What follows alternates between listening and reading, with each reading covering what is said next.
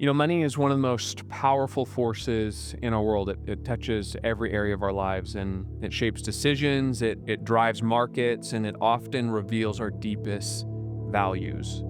But behind the glitter of wealth and investing, there is a dark side to this. It's a story about power, control, and the subtle ways that money ultimately shapes our souls. And today I am super excited to be joined by a dear friend, Matt Cole. He's the CEO of Strive Funds, with the intent to hopefully peel back the curtain of what's really happening in the financial world. We're going to talk about how investors, what they see, how the market reflects our character, and why Christians can't afford to ignore this really important issue of where our dollars are going.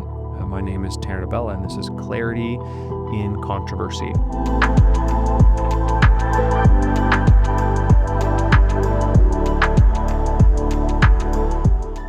Matt, welcome to the conversation. Tanner, it's good to see you, and thanks for having me. Yeah, it's good to see you again.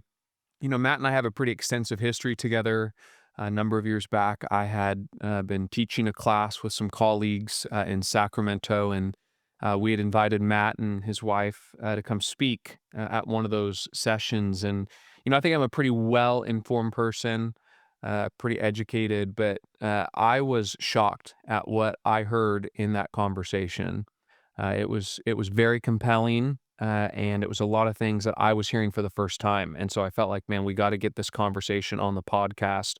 And Matt, you have a pretty extensive pedigree in terms of experience in the world of finance. And so before we kind of get into the dark side of money, I kind of want to just give the audience some context of who you are and why you're such an important voice in this space. Could you just tell us what you do and kind of how you found yourself in this space? Yeah, so currently I'm the chairman and CEO of Strive, which is a publicly traded asset management firm. We're a Bitcoin treasury firm, but probably more importantly for this conversation, we're an asset manager that got its teeth in pushing back against a lot of the ESG and DEI movement towards financial freedom. Mm. But where I came to know Tanner at Destiny Christian Church around the time of COVID, I was actually a portfolio manager at CalPERS in Sacramento, California. I was managing a $70 billion portfolio of fixed income securities and saw firsthand many troubling things, which is how Tanner and I got to know each other and kind of the nexus of the conversation that my wife and I had at Destiny several years ago around fiduciary duty breaches of taking the money of everyday citizens. And so for, Destiny Christian Church, a lot of members there might work for the state of California, have their pensions tied to CalPERS, and then CalPERS was using their retirement funds to push social and political agendas that they would disagree with, that harmed Christians specifically, and ultimately also cost them money. And so it's one thing if I could say something might stand against Christian values but makes them money. We could have a debate against that, and I think I know where Christians might fall, but at least there's an intelligent debate. But if you're both losing money and you're going against the values of your people, then that was super troubling. And so we wanted to help inform people about this problem and then ultimately not just complain about it, but provide a solution. Yeah.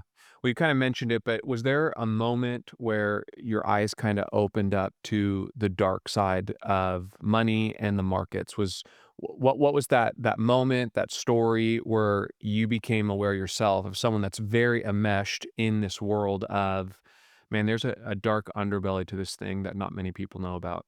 Yeah, it was probably around 2017. And so prior to that, you would see my former employer make leftist social or political statements, but it felt like a lot of bark with no bite was my perception of, okay, they're talking about pushing these agendas into corporations, but I wasn't actually seeing the corporations, at least what we saw kind of from 2017 to call it 2022, actually make really troubling claims. And then around 2017, you started to see a lot of the large asset managers, whether it was BlackRock or State Street or Vanguard or Invesco, make troubling statements of how they were going to push an agenda into corporate America. And then you also saw the corporations themselves, so CEOs of large publicly traded companies make statements in support of initiatives like DEI or making claims to support, call it the LGBTQ movement, but also at the same time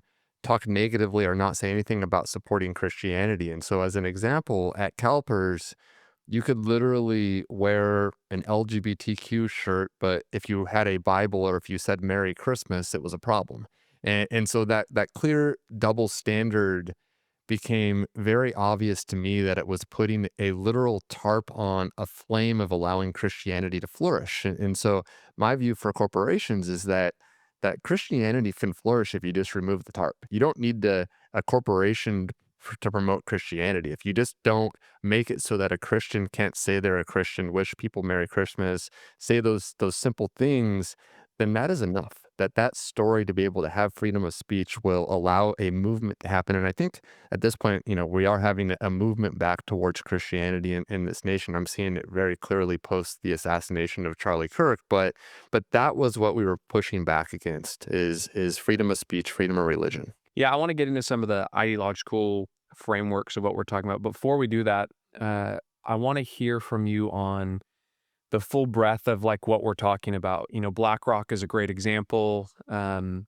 we're talking about how they are using dollars of everyday Americans to invest, but also realizing the control and the power that some of these large companies hold. Can you talk to me about like just give me full picture of what that looks like, what that means, and ultimately what are the implications for everyday Americans that are investing in companies like this?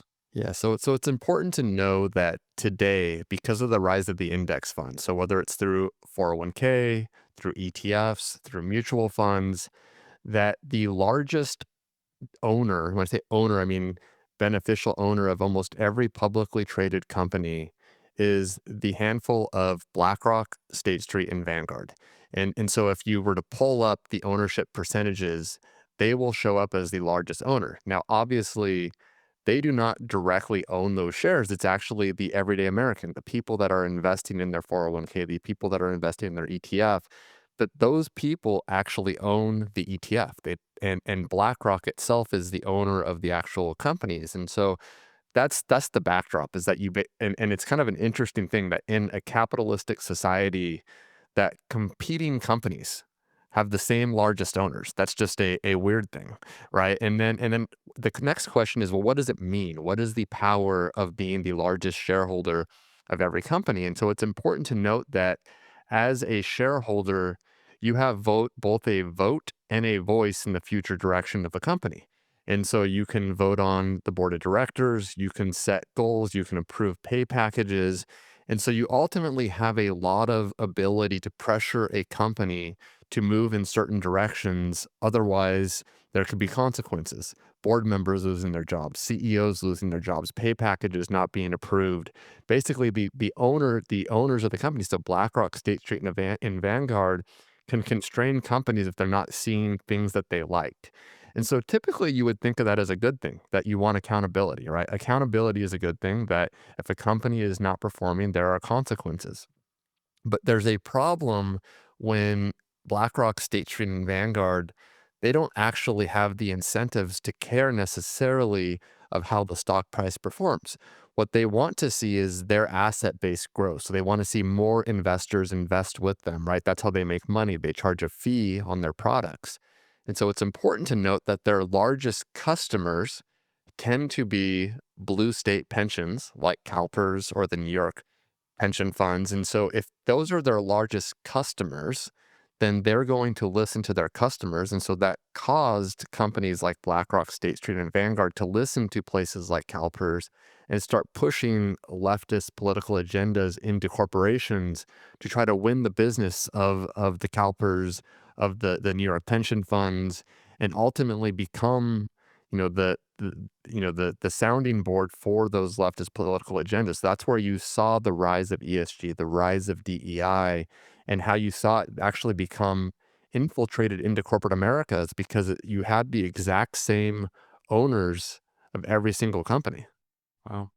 So going a little deeper here, you know, and I'm not an expert on this, so if I use the wrong terminology, please correct me. But when someone owns securities, my understanding they have voting privileges. I have a Roth IRA, I have brokerage accounts, and I get emails all the time asking me to vote on certain decisions.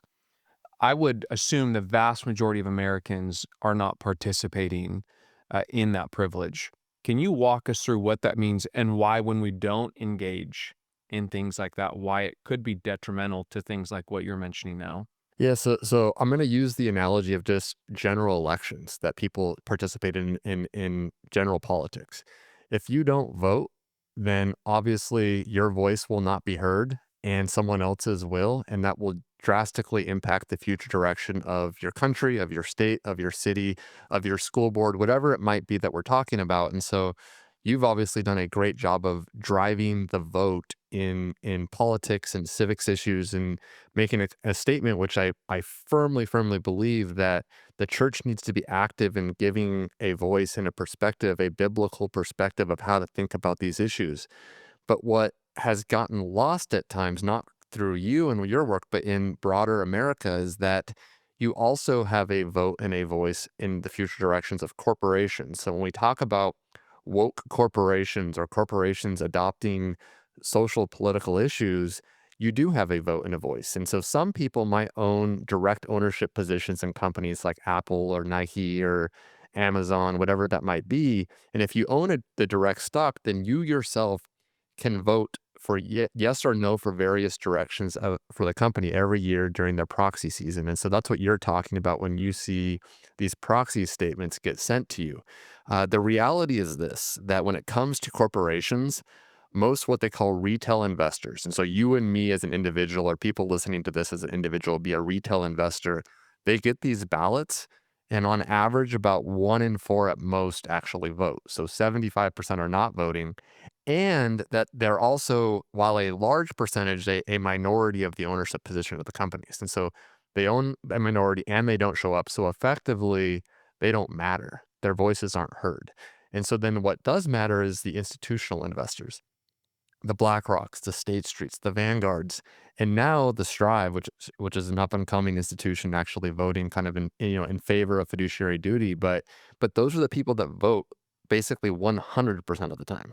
And so their vote gets amplified because if retail doesn't vote, then the ones that do vote get amplified voice, just like how in politics, if you don't show up to vote, then people that may not have your values, their voices get amplified. So we need to both drive the vote if you own stocks, but also let the large asset manager, or even how you think about which asset managers you invest in, let them know what you care about. And I think we have seen that in a major way over the last couple of years. So, as the market currently stands, do you think that the stock market securities reflect America's character, or is it shaping our character as you currently see it? It has definitely been shaping our character for the last couple of years. It's been showing us, as an example, name your large publicly traded company that has made statements in support of issues that as a Christian you might disagree with, find repulsive, actually now harm shareholder value.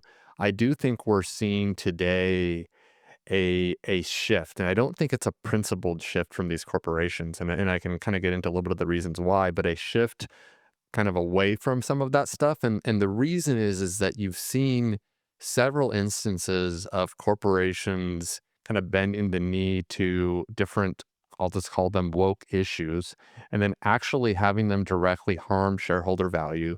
You've seen several red states implement actual penalties for corporations or asset managers. You've seen several lawsuits. You've seen the Supreme Court actually rule that hiring on the basis of race or sex with regards to college admissions is actually illegal. And so if it's illegal for college admissions, it's probably also illegal for corporations. And so you've seen a movement back. But that movement is what I'll call just moving with the wind. And so, if Donald Trump is president and putting pressure on, then they're probably going to move back this way. And then if the next president is a Democrat, they'll move back the other way. And what we need is principled leaders in principled leaders in corporations and in the asset managers to say, here's my foundation. This is my foundational belief, and that foundation is firm. And I'll tell you what we heard from corporations in 2022 and 2023 when Strive was founded, the most common response we would hear when we would say, "Hey, we think you're violating fiduciary duty. We think you're harming shareholder value." They would say, "Behind closed doors, we agree with you, but we could never say those things publicly. We would be canceled. The asset managers would be at our feet." And so they didn't use the term bend the knee, but it's like, we kind of have to just say this as window dressing, even though we don't actually believe it. And so it became very clear to me that this was a fringe minority in America that really believed in a lot of these issues that we're pushing back against, but that we have a culture of people, and I think it's the love of money is actually what I think it is, the love of money to secure your job or your career, to not stand against things that you believe in. And so people that are behind closed doors, probably more aligned with what we would say, but are not strong leaders. And so we need a movement back to truth, strong leadership. And with that, we can actually defeat what I think is a movement that's actually a house of cards that looks bigger than it actually is. So, what would you say to those that would make the claim, Matt, I agree with what you're saying, I understand, but principled investing is just not profitable? Yeah, so what I would say is that for Strive, like, we are not a Christian organization. I am a Christian, and my in my personal capacity, I am pushing, I would say, Christian activism even, right? That's my personal life. At Strive, the whole point is that corporations should be mission focused, that Nike should not be supporting LGBTQ issues. It also does not need to be directly supporting Christianity. It can just stay out of it. They can sell sneakers. And if you're just selling sneakers, then people on both sides can wear Nike. It actually can be a place for citizens of this country to come together with differences. And that's actually a great place for, Christians to push a Christian message, like at a sporting event or something like that, is because it in and of itself is staying apolitical. And if you stay apolitical, I think Michael Jordan had a famous quote that Republicans buy sneakers too, right? Like, there's no need for a large publicly traded company to alienate 50% of the customer base.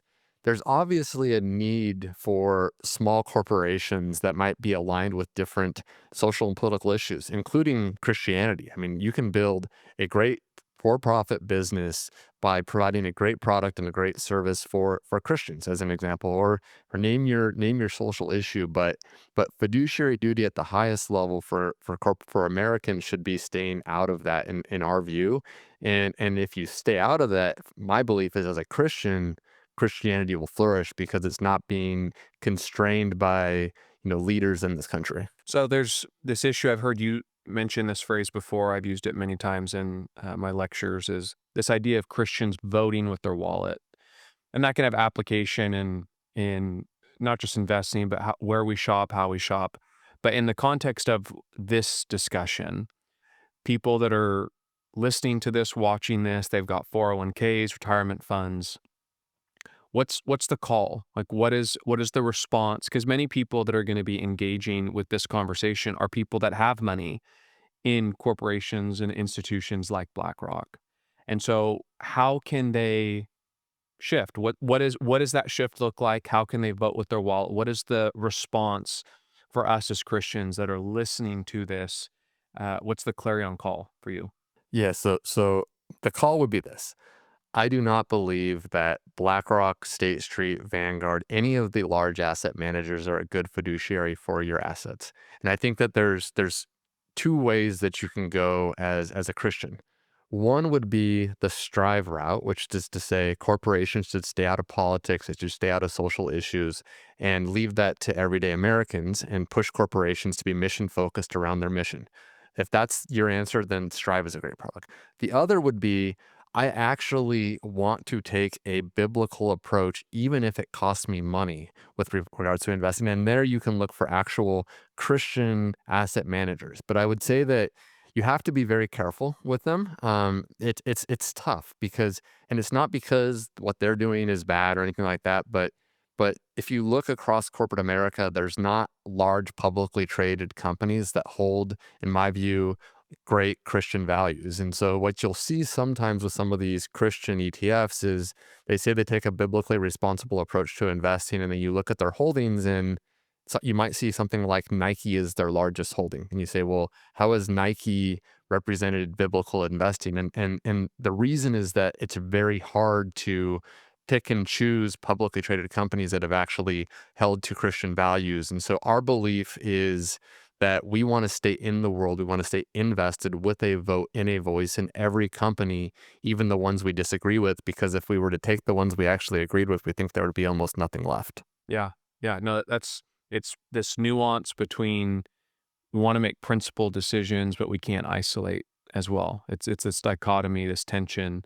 Talk to me a little bit before we let you go on Strive and how people can specifically engage with your institution. Mhm.